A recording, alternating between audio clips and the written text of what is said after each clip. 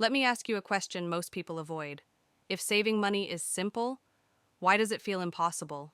You make plans. You promise yourself, this month will be different. And yet, your bank account somehow resets to zero like it's haunted. Here's the scary part. It's not because you're lazy. It's not because you're bad with money. And it's definitely not because you don't make enough. Some of the most financially stressed people in America earn good money. So what's really going on? Because if you don't understand this early, your 20s will quietly train you for a lifetime of financial anxiety. And no one warns you about that. By the way, if budgeting apps actually worked the way influencers claim, we'd all be rich by now, right? So clearly, something deeper is at play, and it starts with a lie we were all taught. Cliffhanger.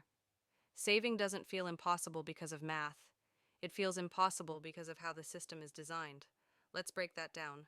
The real reason saving feels impossible. 90 seconds per point. Point 1. You're fighting a system built to drain you. 230 to 400. Saving assumes you're operating in a neutral environment. You're not.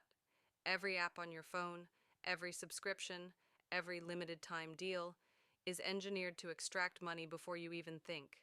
This isn't an accident. Your attention is monetized, your impulses are optimized, your discipline is tested daily. And here's the fear most people never articulate. If you don't build financial defenses early, you don't just lose money, you lose control. Ever notice how free trials magically remember to charge you, but you forget they exist? Exactly. And while you're busy blaming yourself, the system quietly wins. Transition. But the system alone isn't the biggest problem, because even people who know this still struggle, because of what saving represents emotionally. Point 2. Saving feels like punishment, not progress. 4 to 5:30.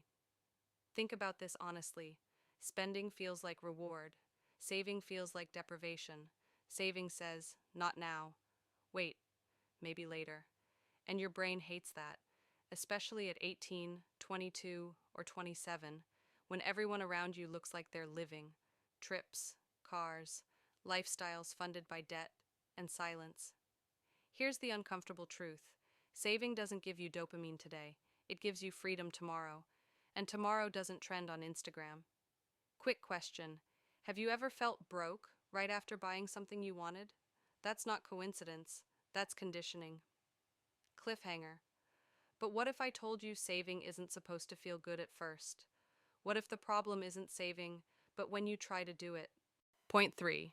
You're trying to save after life happens. 5:30 to 7. Most people save backwards. They spend first, live first, react first, and then they say, I'll save whatever's left. Spoiler alert, there's never anything left. Emergencies don't wait. Fun doesn't pause. Life doesn't ask permission. So saving becomes optional, and optional things always lose. Wealthy people flip the order. They remove the decision entirely. Saving isn't something they try to do. It's something that happens before life touches their money. If willpower built wealth, every New Year's resolution would come with a yacht. But it doesn't. Transition. Still, there's one deeper reason saving feels impossible, and this one is dangerous if ignored. Point 4. You don't fear the future enough, yet. 7 to 8:30.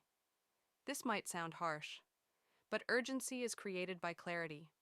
At 20, the future feels distant. At 30, it starts knocking. At 40, it kicks the door in. Most people don't save because the pain feels abstract, until it isn't. Until one medical bill, one layoff, one missed opportunity forces a brutal realization. I needed money before I needed money. Fear isn't bad, uninformed fear is. And once fear arrives late, it's expensive. Cliffhanger. So if saving feels impossible now, what if that's actually a signal to change who you are becoming? Reframe, empowerment, and forward momentum. Here's the shift no one teaches early enough. Saving isn't about money, it's about identity. The moment you see yourself as someone who prepares, someone who builds quietly, someone who values future freedom over present approval, everything changes, not overnight, but permanently. And here's the exciting part. You don't need perfection. You need one system, one automated decision, one habit that runs even when motivation disappears. That's how wealth actually starts. Quietly, boringly, relentlessly. And years from now, people will say, "You got lucky." But you'll know the truth. It wasn't luck, it was awareness, installed early. Let me ask you a question most people avoid. If saving money is simple, why does it feel impossible? You try, you plan, you promise yourself, this month will be different, and yet